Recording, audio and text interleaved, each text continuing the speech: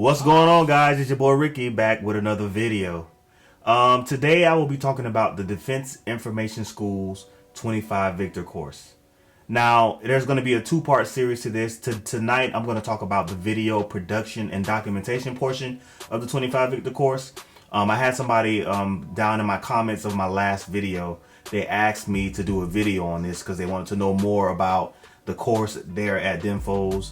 I talked slightly about in one of my videos about AIT and my arrival to Fort Meade, and that was more overall. I gave a little bit more information on the student detachment side, so you can check that video out where I talk about that. But I'm gonna specifically hone in here on the video production and documentation portion of the 25 Victor course. So when I took the course, it was the first course I took. You have two courses that you take. You're going to take video production and documentation, as I stated. That's about 4 months. And then you're going to take BSP, which is about almost 3-ish, but it's about 2 months because it's a 26-week course. But the video production and documentation, which is short for VP, which is long form for VPD, that course is going to last longer than BSP, which is basic still photography. So I took BSP first. That was the first class I took. I can remember back then we were using like those freaking dinosaur cameras. Like, they were so huge. They were huge. I'm pretty sure now things have changed and they've kind of got a little modern with it, but we were using those cameras. So what we did was, I remember when that class started, there was a lot of talk about like electrical current. You had AC and DC and alternative current and direct current, and just kind of worked its way up until the cameras. Like, it took us a minute to get to the cameras. We had a lot of bases we had to cover before they actually issued us cameras, and we started working on cameras. So once we got cameras, we would get different little work orders and things that we would have to do.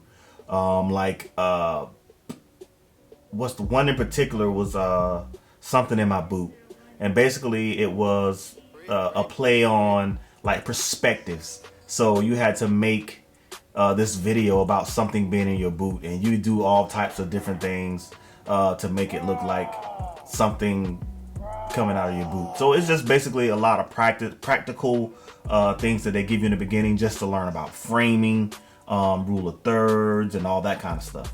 If you haven't heard of these terms, I suggest while you're waiting to go to AIT, or if you're at the student debt and you're watching this and you're getting ready and you're not in class yet, but you're waiting to get into class, I would suggest you to go and look up these terms. Rule of thirds, what framing is, all these type of things, frame rates, and all that kind of stuff, because I know you guys are probably dealing with that now. We dealt with that, but not like you guys are going to deal with it. So we did all these we did PSAs, all kind of stuff, just things to kind of get familiar with filming and how to, properly frame up your subject and things of that nature. And then we moved into storytelling and how to craft a story, how to shoot interviews, and all those things. So once we started on the editing portion, we had Avid Pro. So Avid, back in 2011, that's what we used. That was the industry standard editing suite, and that's what we were using at the time. And it was a very difficult program because they made you just do the long way for everything, all the shortcuts and stuff. It wasn't there. It was outdated at the time that we were using it, so we shouldn't haven't even been using it. But now you guys are going to use Adobe Premiere Pro. And the reason why I know that is because I have the FA guides. I have the actual book that you guys are going to go through right now. I have it on my computer for video documentation and production, or video production and documentation. I have that as well as the BSP manual, so I know what you guys are going to be looking at. So that's why I'm getting a lot of this information, the updated information, because it's different from when I went through. So basically, you're going to learn how to edit. You're going to have to go out and shoot things and then edit it in such a way they're going to make sure that you're doing, you're doing your long, your mediums, and your close-up shots. They're going to make sure that you're not breaking the 180 rule. They're going to make sure that there's no jump cuts and all these type of things, just basic stuff. They're really going to lay out the foundation of how to be a videographer in that course. Like I said, that course is long. It's one of the longer ones. And I want to say we did several different trips, but we went down to Annapolis. So they'll take you down to DC or Annapolis or somewhere. They'll turn you guys loose and they'll make you go out and find your own stories. So you have to go out and find your stories to shoot, and you have to shoot it for practice. So you're gonna start out for practice. And I remember when we went there, we shot at Chicken Ruth's, which is a famous diner down there in Annapolis. When we shot and did an interview there, and what we ended up doing was we ended up actually using what did we do? No, that was like before the final documentation. So you're gonna have what they call the final doc video. When we went through the final doc video, that's after you went through all the modules and everything else, and this is going to be your last determining factor whether you pass the class or not. So we went through final doc, and our final documentation was at Fort AP Hill in Virginia. There was a unit from somewhere. They were in town to train at Fort AP Hill. What we did, we went there, we stayed the night out. We stayed a couple days out there in the barracks. We went out and we got all the footage that we needed to get. So we followed different teams from here to there, just trying to figure out, what they're doing and just getting different footage so we can put together a nice final documentation. So we were out there for, it wasn't a week. It was about three days, I would say, something like that. We were out there and we were getting footage, and we were split up into teams. So once we got back, we began to work on our final doc edit. And what we did was, everybody was not responsible for shooting their very own footage. So basically we were able to share footage with our team, but the edit had to be completely ours. So we had to put the edit together on our own. And if you're like me, I don't really like using other people's footage, but I had to at the time because that's just what we had to do. So, so we did the edits, and everybody gets a grade individually. So it's incumbent upon you when you get to that part, and if you're in a team, to make sure that you have your strongest people shooting, okay? Because that's the footage that you're gonna use on your final documentation. So have your strongest people shooting. I'm telling you, they're gonna tell you to let everybody do things equally. Screw it. You want to pass, and you want to make sure that you get up out of there. Get your strongest people to shoot. Find everybody's strength and go with that. You know what I mean? You might have somebody who's better at doing the interviews and the questions. You might have somebody that's better at other areas, maybe the audio, the boom operator. Let those guys do that. I'm telling you, have your best shooter shooting, because it's gonna benefit you in the long run. So I remember going through that, and when it was all said and done, the grading was pretty hard. They graded us really hard, but we all got out of there with a passing grade. It was difficult. It was definitely tough. But I remember that not being one of my stronger classes. And even though I had previous knowledge about video, because I did like highlight films and things like that for football teams and things of that nature. So when I went into the class, I thought it was going to be a breeze for me because I had some video knowledge. But what I thought I knew about video, I didn't know about video until I went through that course, and I learned everything I needed to know about video in that class. So I'm gonna say, if you coming in with prior knowledge, just have an open mind. Just erase what you know. Some of the things you might know are basics, but the Army has a specific way that they want you to shoot, especially in DINFOS. DINFOS has a crazy way, the way they grade things, and you have to be, you have to pay a lot of attention to detail, or you could fail out of those classes. So pay attention to how they want you to do it, and it's not so much about creativity. I'm just telling you that right now. It's all about looking at the work order that they give you and completing the tasks that they have on the work order. That's how you survive DINFOS right there, is making sure that you're completing those tasks and you're going down the line and doing everything that's in that work order that they're telling you to do. That's the key to success at DINFOS. I've seen some people get distinguished honor grad and they were okay shooters, but they weren't like world beaters, but because they were able to follow everything line by line and they didn't get too emotionally attached to the products that they were creating, They just wanted to make sure that they were checking the blocks that were on the work order. So make sure when you enter that class that you're checking those blocks.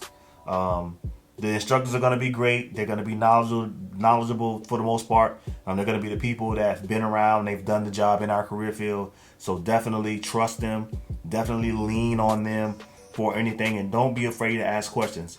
And that was one thing I didn't do because I felt like, I should know this already. But I didn't know what I didn't know. So I really feel like if I went through the class again, I'll probably ace it. But because at the time, I just felt like I didn't want to ask questions. Don't make that same mistake. Ask questions. I think I got out of that class with an 80. I think I got an 80. And I got up out of there. So I'm telling you, ask questions. And what I would say to you too, if you have any questions about anything that relates to video documentation or anything with video, leave them down in the comments and I'll try my best to answer them as best I can. But I do recommend that you go and start studying, even if you're not at AIT yet, or if you're at AIT and you're waiting to get into class, which you guys probably don't have to wait as long as I did. But if you're sitting around waiting, go on YouTube and look up basic video principles. Look up framing, look up rule of thirds, and look up frame rates. Understand the frame rates. A lot of people don't understand frame rates. You know what I mean? Sometimes when people shoot video, they almost shoot it like they're taking a photo. And that's not always the way you do it, because when you have a frame rate, like right now, I'm shooting this YouTube video at 24 frames a second. So my shutter speed, I should automatically know that whatever my frame rate is, my shutter speed should be double that. So in this case, I'm shooting 24 frames a second. That means that my shutter speed should be 1/48 of a second. Most cameras don't have 1/48 of a second, so you round that up. So about 1/50th of a second, that should be your shutter speed to frame rate ratio. If you're shooting on 30 frames a second, it should be 1/60th. If you're shooting on 60 frames a second, it should be 1/20th or 1/25th, because there isn't a 120, and so on and so forth. So that's how that works. Your shutter speed should be double of what your frame rate is. So that's just a little nugget I'm going to just throw out there for free for you guys. So all you guys making YouTube videos, 24 frames a second, if you're shooting, your shutter speed should be 1/50th of a second, period, point blank. I mean, there's no ifs, ands, or buts. That's just the way that the math works for frame rate to shutter speed ratio. Another quick tip that I can give you that I wish I would have known, I didn't know, f-stop. So in video, if you want a creamy look, like if you look at this, if you look at me, I'm in tack sharp focus, okay? But my background behind me is blurred. The lower your f-stop number, the more blurry your background is. So that means that the blurriness is called depth of field, okay? So the lower the number, the greater the depth of field. The higher the number, the more things you have in focus, okay? So if you got one guy and there's a disturbing background, or not just necessarily disturbing background, but you just want to get that nice depth of field, whatever the lowest number your lens goes to, and in most cases that's going to be a 2.8 in the kits that you'll probably have there at DINFOS. But if you have a lens that goes down to 1.8 and 1.4, though, that's good as well. Now what I will say is, when you have your f-stop that low, when a person moves out of the frame, like right now I'm on 1.8, okay? So if I move back, you see I'll go out of focus. I'm out of focus, but when I come back into the focal range, then I'll be back in focus.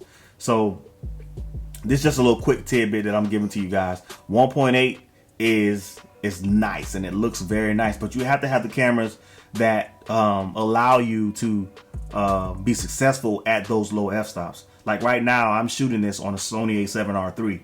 Now, my son came in and he manually focused this. So in this area where I'm at, it's tack.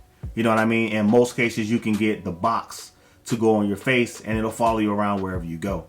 So that allows me to be able to shoot at these f-stops without getting out of focus. These are just things that some of this might be Chinese to you guys, but just look this stuff up and kind of have an idea and know your way around a camera. I don't know what they're using these days as far as cameras, but for the most part, you're going to be using DSLRs when you get to your units. There are some units that still use the video cameras, but for the most part, you're going to be using, if you go to 55th Combat Camera, you're going to be using a Canon 5D Mark III, and you're going to do video and stills on that. So you need to learn how to shoot with a DSLR, because it's totally different than shooting with a conventional camera. So in most cases, you'll go into a situation where you will be shooting with DSLRs. Right now, everybody has Canon, depends on where you go. My shop right now, we have Nikons, Nikon's D5s to be exact. But learn how to shoot on a DSLR, because that's most likely what you're going to be shooting on. If not, if you're shooting on a regular video camera, it's not as hard because those cameras focus for you, and things of that nature. So you don't, unless you have a camera with interchangeable lenses, and most units don't have those. We don't have video cameras with interchangeable lenses, like maybe the Canon, the Cinema series. What are those things called? Whatever they're called, I can't remember. I can't believe it. It escaped me, but they have cinema cameras that you can change the lenses out. So those are the only ones that come like that. But most of the ones they have are just a practical freaking P2 camera type situation. So it's a great class. You're gonna learn a lot, but if you don't follow directions, you can definitely fail. So I'm telling you right now to make sure that you pay attention to what you got to do going into class. Listen to your instructors, as well as you're gonna have to do some things on your own. You have a camera, take that boy home, take that boy back to the barracks and learn it. Make it become like your right hand, like you know it like the back of your hand. That's the only way that's gonna make you successful, if you know how to operate your gear. Know how to operate your gear. Don't just leave it in the lockers. Take it with you and learn how to use your gear. I'm telling you, trust me, it's gonna save you a lot. Like I say, I'm always living by that moniker: be obsessed or be average. And you need to be obsessed with learning that camera and obsessed with learning all those video basics, because it's going to propel you in your career as a 25 Victor. Well, that's all I got for you guys today. If you're new to this channel, please subscribe here and like this video. And I will be coming back to you guys with the second part of this series, and I will be talking about basic still photography. That'll be the next course.